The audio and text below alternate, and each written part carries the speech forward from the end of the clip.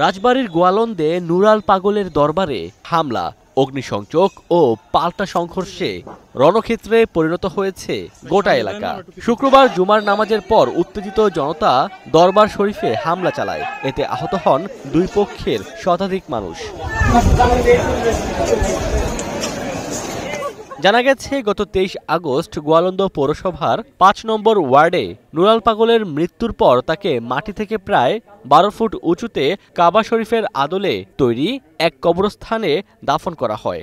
এই ঘটনাকে কেন্দ্র করে রাজবাড়ী জুড়ে তীব্র উত্তেজনা বিরাজ করছিল। শুক্রবার ঈদগাহ ময়দানে সমাবেশ শেষে মিছিল বের করে নুরাল পাগলের দরবার শরীফে হামলা চালায়। পাল্টা প্রতিরোধে নামে দরবারের ভক্তরা। এতে দুই পক্ষের মধ্যে সংঘর্ষ শুরু হয়।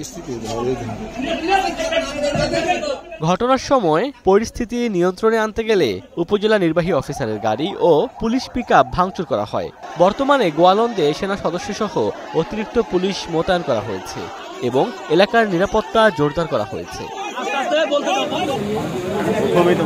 রাজবাড়ীর অতিরিক্ত পুলিশ সুপার শরীফ আল রাজীব জানান, ঘটনার তদন্ত চলছে এবং দোষীদের বিরুদ্ধে কঠোর ব্যবস্থা নেওয়া হবে।